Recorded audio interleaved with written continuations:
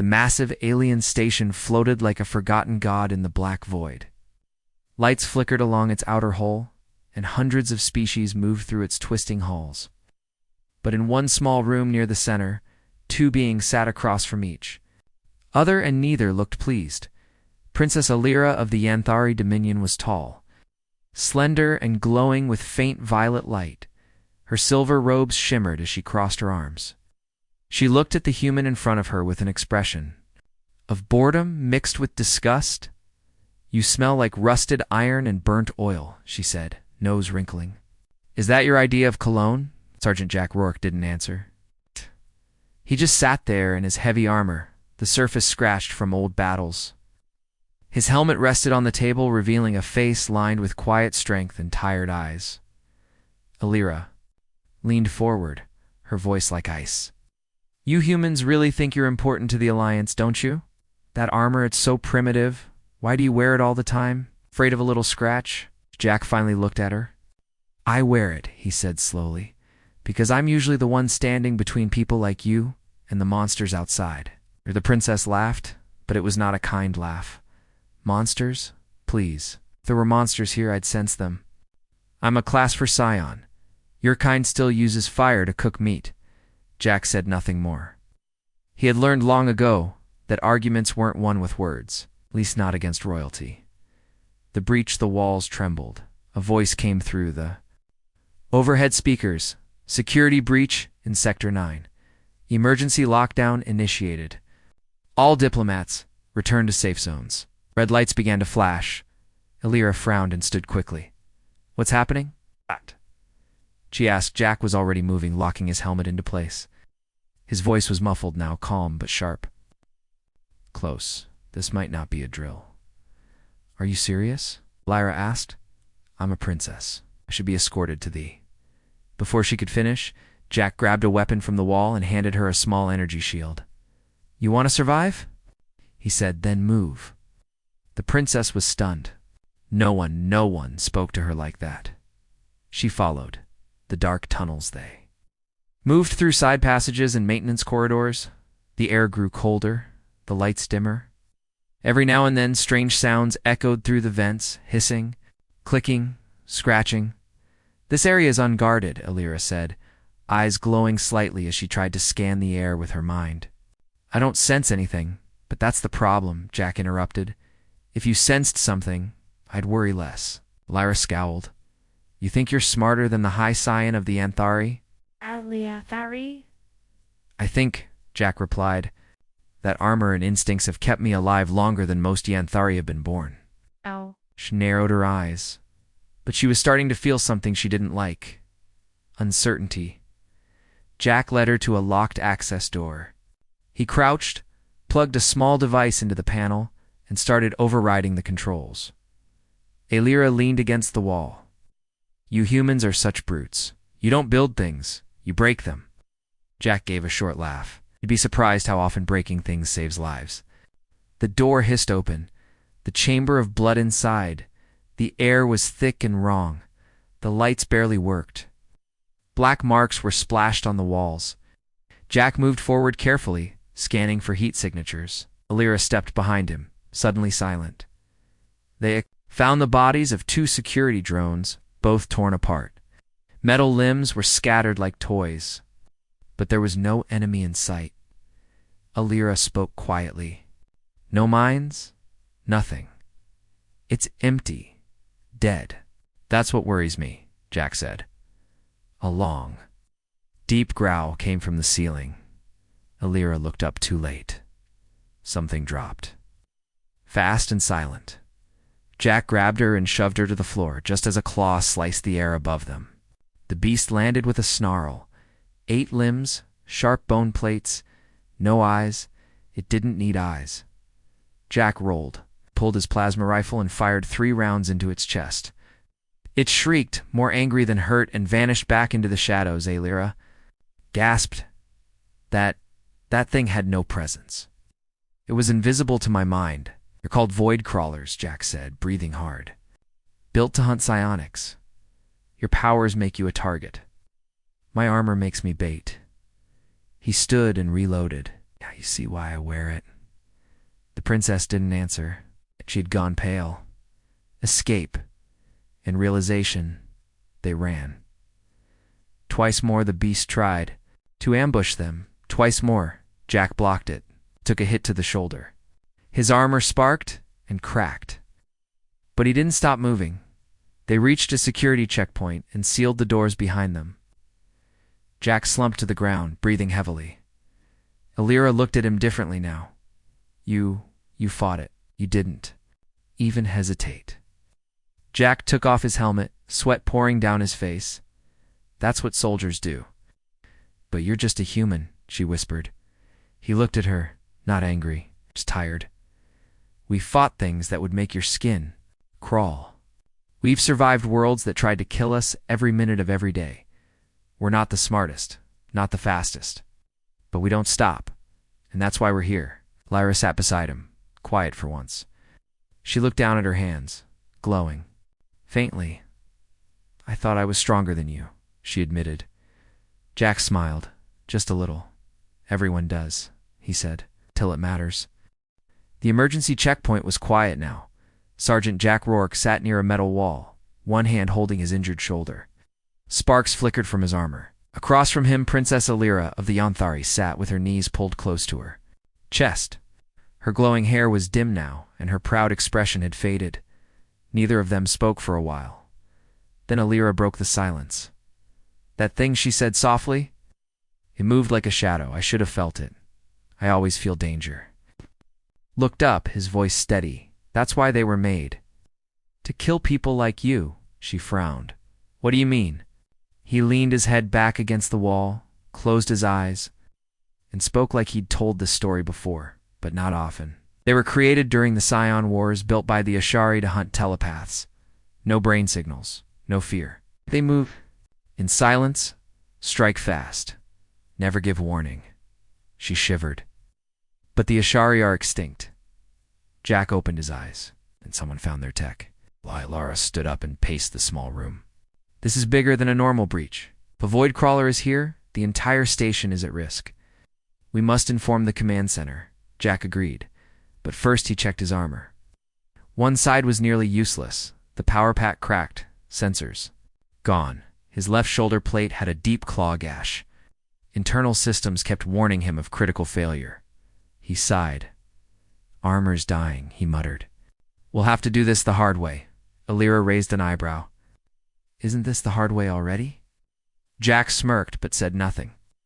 He checked his rifle, reloaded, then nodded toward the exit. Let's move.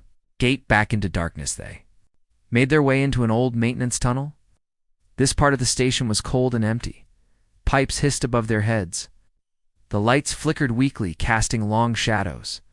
Alira held a small energy orb in her hand, lighting their path. Jack kept his rifle ready, scanning corners and ceilings. I still don't understand, she whispered. Why build creatures like that? To win, Jack said. That's what war is. Winning no matter the cost. Barbaric? Jack shrugged. Effective. They walked in silence for a while. Then Alira asked a strange question. Have you ever been afraid? Jack stopped. He didn't answer right away. Then he said once during the Cradle Wars on Earth. I was 19. My squad got pinned under a collapsed building. No light, no food, no rescue. We heard monsters moving above us. I thought I'd die down there. Alira looked at him surprised. But you didn't. No, he said. I dug with my hands for 3 days till I reached the surface.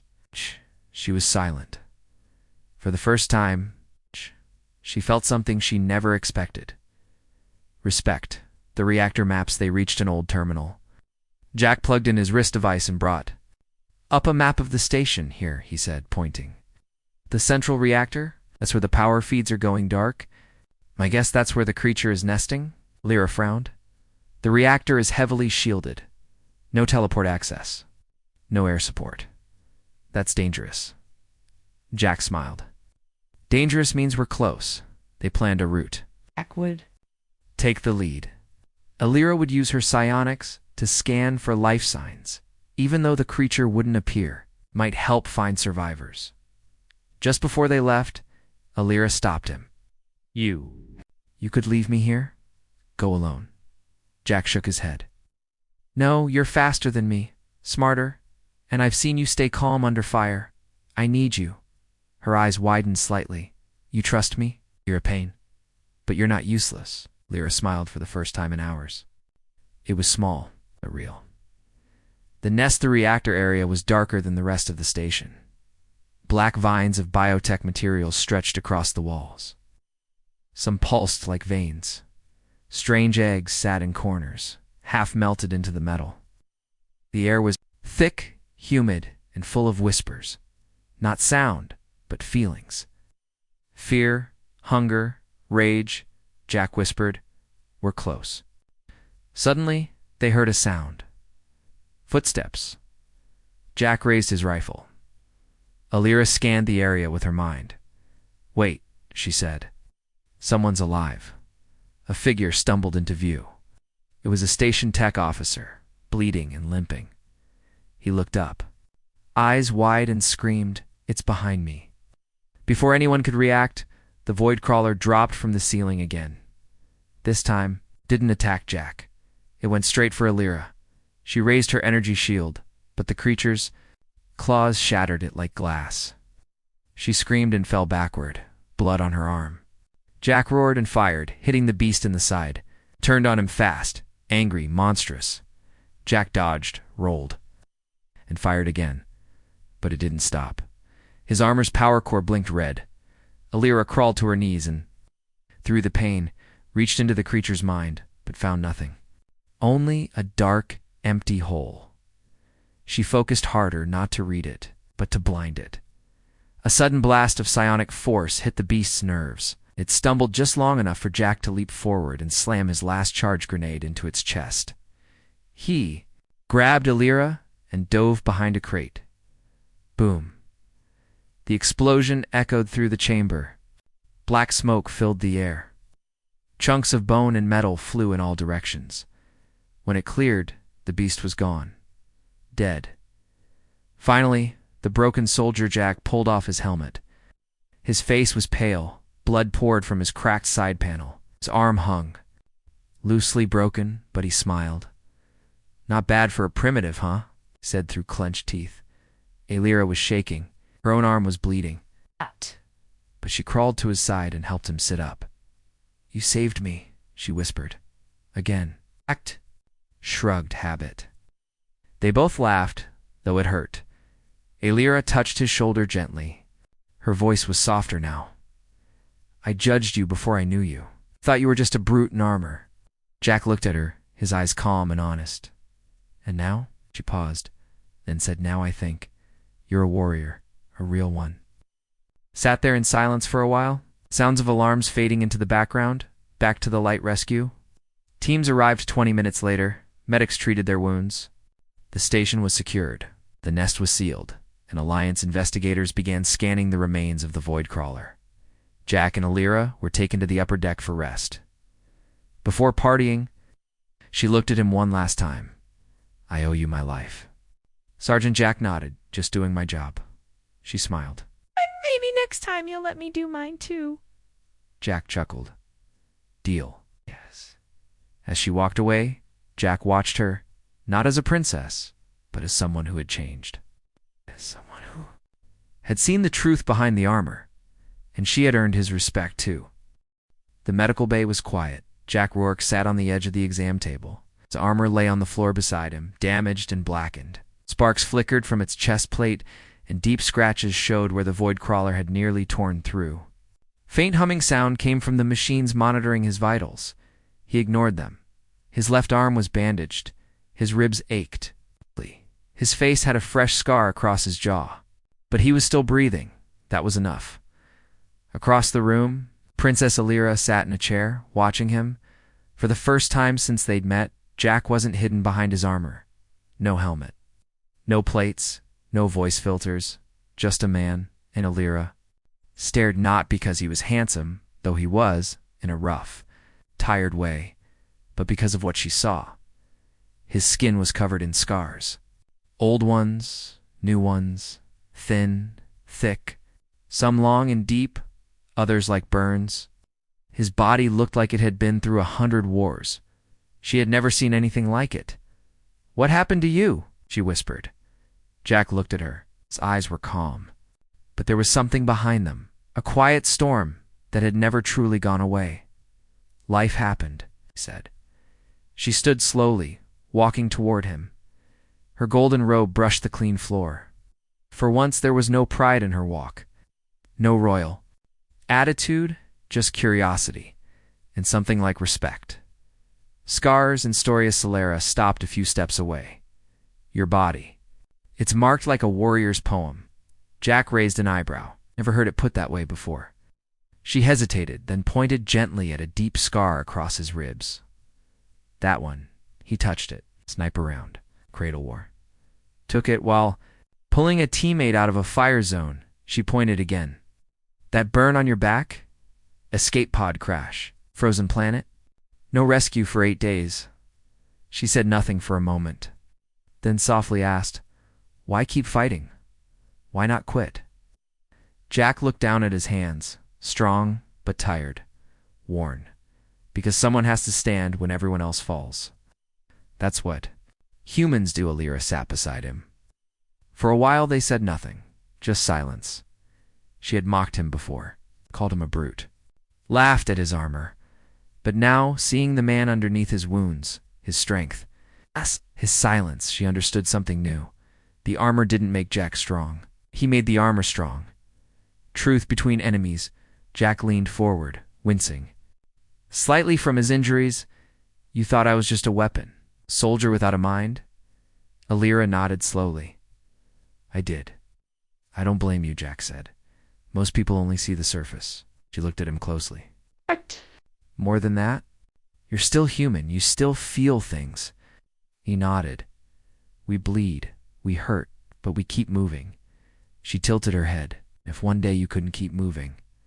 Jack smiled faintly. "And someone else will. That's the beauty of humans. We're never alone. Even when we are." Alira went quiet again. Her mind swirled with thoughts. In her world, strength came from the mind, power, control, precision. But now, sitting next to this scarred human, she realized strength also came from pain, from survival, from choosing to stand again and again, no matter how many times you fall. And humans had mastered that, the incoming threat suddenly. The wall panel blinked red. Jack stood instantly, pain forgotten. He tapped the panel. A voice came through, panicked and fast.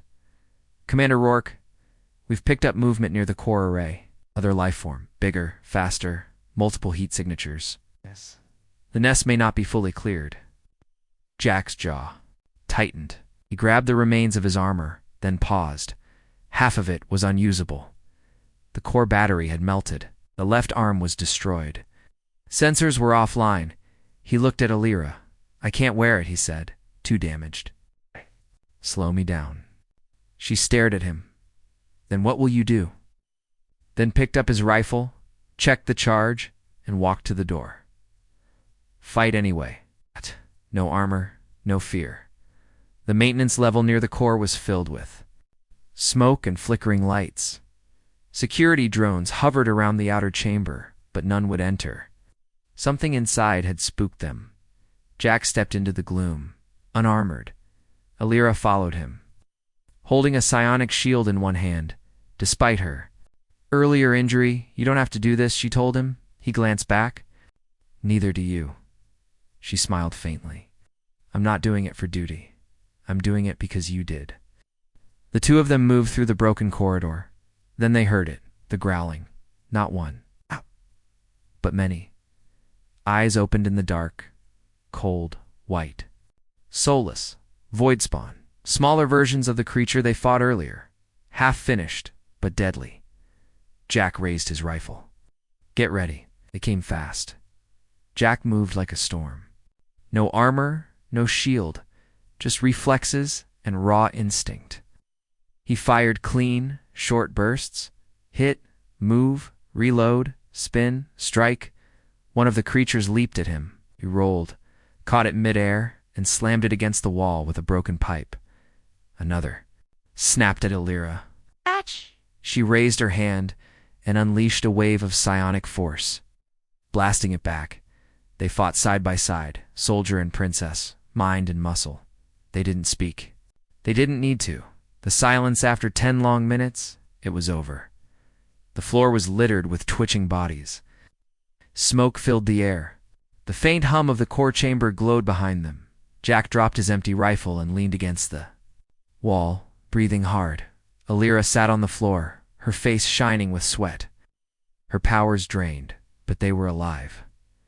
She looked at him no longer like a soldier, not even like a human, but something more. "Why don't you ever scream?" she asked. Jack blinked. "What?" "When you fight. When you bleed, you don't yell, you don't panic, you're silent." Jack looked at the ceiling, thinking, because if I scream, someone else might scream too. And if they scream, they'd stop thinking, then they die.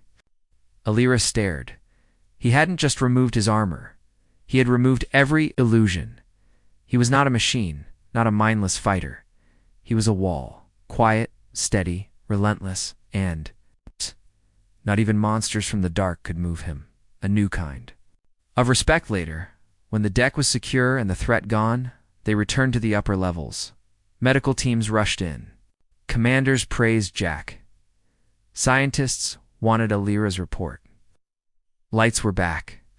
Order was restored. But something had changed. Not just between them, in them, that night. Alira stood outside the observation window, looking at the stars. Jack joined. Her, wearing simple clothes, no armor, no weapons. She looked at him. "You silenced me, you know." He frowned. "What do you mean when we met? I mocked you. Thought I was better, smarter, stronger." She turned to face him fully. "But you didn't need to argue.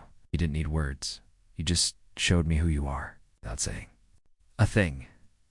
Jack smiled softly. "Sometimes silence is louder than shouting." She stepped closer and whispered, "I'm listening now." The station was quiet again. Too quiet. Repairs had begun. Engineers moved through broken decks. Security drones patrolled the halls. The command center was back online. But Jack Rourke didn't feel at peace. He stood on the upper observation deck, arms crossed, staring into the stars. Something didn't feel right. He had fought void spawn, faced a living weapon with no soul. He had seen their nest, burned it, cleared it, but still. Something told him it wasn't over. Not yet. The whisper in the dark Princess Alira sat in the strategy chamber. Eyes closed, mind open. She was meditating. Searching in her mind, she reached out beyond the walls of the station, beyond steel, beyond light, into shadow. She felt something, not the void spawn, something deeper, older, hidden, a presence.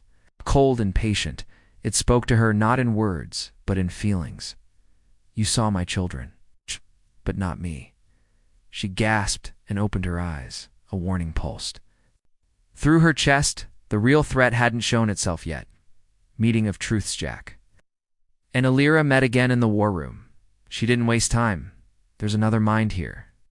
I touched it, cold, strong, not animal like the void spawn. It was intelligent. Jack's expression darkened. "A leader?" She nodded. "Or a creator." Jack walked to the central table and activated a 3D map of the station. Then we missed something. Somewhere dark. Somewhere no one goes. Scanned the map and pointed at a blinking zone. This area, Sector 9C, sealed for decades. Old experimental wing, closed after the Scion Wars. Alira's eyes widened. The Ashari Labs. Jack nodded slowly. If something survived down there. She finished his sentence. ... It never stopped growing. Into the old lab Sector 9C was deep beneath the main station. The lights were dead. Doors rusted shut. Warning signs lined every wall. Danger restricted zone, bioceanic HASA. Forced the doors open with a power crowbar. Sparks flew. Sharp hiss escaped the room as stale air rushed out. He looked at Alira. "Ready?" She nodded. "No, but let's go anyway." They stepped inside. The air was thick and warm. Strange vines covered the walls. Machines fused with bone. Lights flickered from strange crystals. Rats! It felt alive. Jack's grip on his new Rifle tightened. Then he saw the message written in blood on the wall. They are not dead, they learned. To wait, Alira touched the wall with trembling fingers. This was once a science wing, but now it's a nest. Jack's voice was calm but sharp. The mother's still here. The ancient one in the deepest chamber. They found it. It wasn't a monster. It wasn't a machine. It was both. A towering creature. Almost 3 meters tall, fused with the remains of a supercomputer. Its body was partly organic, partly metal. Tubes ran through its arms like veins. A shattered crown of bone and crystal sat on its head. Its eyes opened as they entered.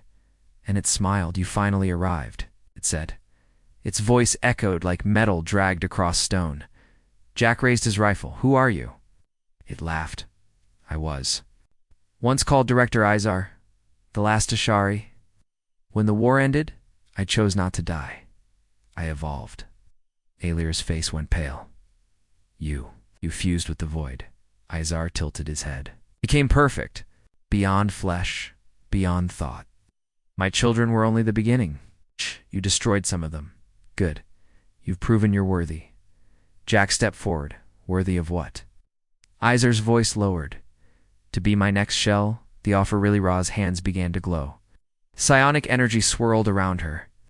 Jack stayed still, gun pointed. Izar raised a finger. Before you fight, listen. Humanity is wasting its strength. You break, you bleed, you die. But me, I have no end. Join me. Let me shape your kind into something eternal, Jack answered. Without hesitation, go to hell. Izar smiled wider. Very well. The walls came alive. Void spawn burst from the floors and ceiling, dozens, maybe more. Some half-formed. Others huge and sharp, like shadows in motion. Jack pulled the trigger, and the final battle began. The final fight begins. Jack and Alira moved like fire and thunder. Jack's rifle roared in short bursts, hitting heads and tearing limbs. He dodged, kicked, struck. Every movement was fast, sharp, and practiced. Alira floated slightly above the ground. Her hands glowed with blue fire. She sent waves of psionic force through the swarm. Creatures screamed and melted in the air, but the tide was endless. Jack ran out of bullets. He switched to a blade, slicing through necks and legs. Blood sprayed across the walls, but his body was failing. Alira screamed. A claw cut her back. She dropped to the floor, gasping. Jack dove in front of her, slamming his last charge grenade into the ground. Boom. Half the room shook, but Czar still stood, untouched. One must foul. Jack was bleeding. Badly, he dropped to one knee, panting. His vision blurred. His arm was broken again. Alira crawled to him, eyes full of tears and fury. He's too strong. Jack looked at her, his voice soft but unshaken.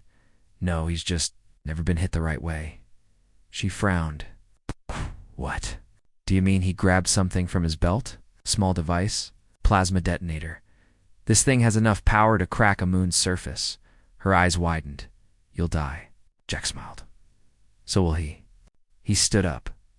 Every bone in his body hurt, but he stood. He looked back at her. Get out. That's an order. She didn't move. I won't leave you. He stepped closer and whispered, You once said I silenced you. Now I need you to scream, tell them what happened, or in the galaxy. Don't let this thing rise again. Tears rolled down her cheeks. He walked into the chamber. Toward Izar. The silence before the storm. Izar tilted his head. You still stand? Why? Jack didn't answer. He walked until he was right in front of the monster. Then he looked him in the eye and said, Because humans don't run. He pressed the detonator. For a few seconds, the entire space station shook like it was caught in a starquake.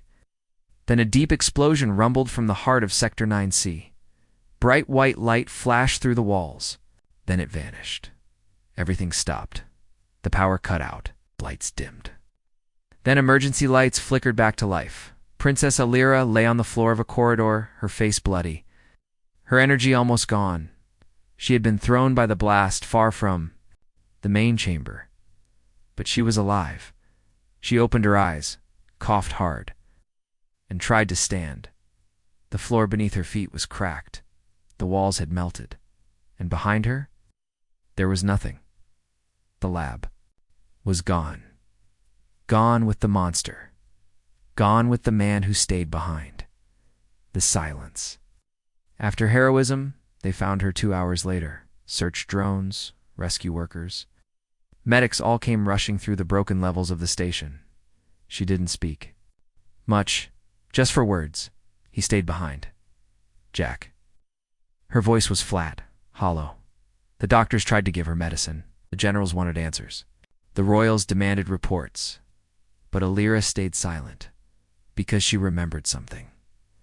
Jack's voice. Just before he walked toward the ancient monster, "You once said I silenced you. Now I need you to scream. Tell them what happened." Warn the galaxy. That was now her mission. The funeral with no body 2 days later. Oh. A memorial was held in the main hangar of the station. No body was found. No remains. Just broken metal from Jack's last armor, scorched and melted. But thousands came: humans, aliens, officers, civilians, even soldiers from worlds that once called. Humans' enemies, they all stood still as Alira stepped forward. She wore black robes, no crown, no jewelry, only a small human dog tag around her neck. She faced the crowd and spoke, her voice strong. Jack Rourke was not just a soldier. It was a wall between us and darkness. He didn't die because he wanted to fight. He died because no one else could stand in his place. The hangar was silent. She looked up toward the stars, and I mocked him. I thought he was only a weapon, cold, empty. But I was wrong. He was more alive than anyone I've ever known. She reached into her pocket and placed something on the memorial table. His combat. Knife, scarred, old, still sharp, he gave me. More than his life, he gave me his silence, so I could speak. Legacy in the void weeks passed. Repairs on the station continued. The void spawn were gone. The threat was over, but Alira did not leave. She stayed behind, working with the human command center, helping rebuild, guiding research into the last broken labs. Making sure nothing like Izar could rise again, she read Jack's files. Every mission, every scar, every name he saved. She learned how many times he had chosen others over himself. She read the letter he once left behind in case of death. Single line, "If I fall, make sure it mattered." She whispered back one night, alone on the observation deck. "It mattered, Jack. More than you'll ever know." The queen who learned silence years past, Alira returned to her people. Full queen now, wise, powerful, respected, but different. She didn't speak with pride.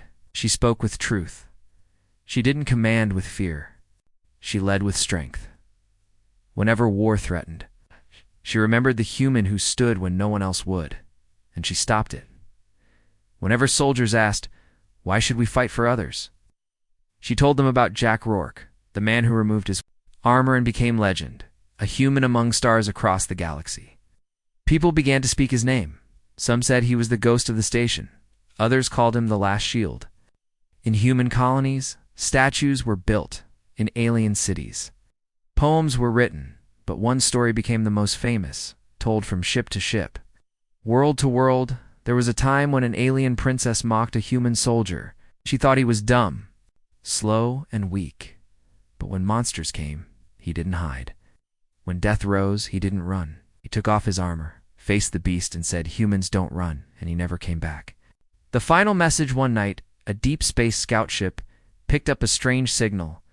It came from the edge of a dying star system, full of radiation and broken rocks. It was old, glitched, damaged, but the voice was clear. It was Jack. "If anyone finds this, don't come looking. I did what had to be done. She's alive. Tell her. Thank you for seeing me, for hearing me." End transmission. Lyra listened to the recording in her private chamber, heart pounding. She sat in silence, then whispered, "I hear you now. I always will." Epilogue. Ika's in the Deep Space Museum orbiting New Earth. There is a glass case. Inside it, a melted combat knife, cracked dog tag, and a message on the wall. Words from Princess Alira herself. He didn't die to be remembered. He died to protect life, even the lives of those who laughed at him. That is the strength of humanity. That is the meaning of silence. And just below it, a name carved into steel. Jack Rourke, human soldier, a defender of the void. He removed his armor, but never his courage.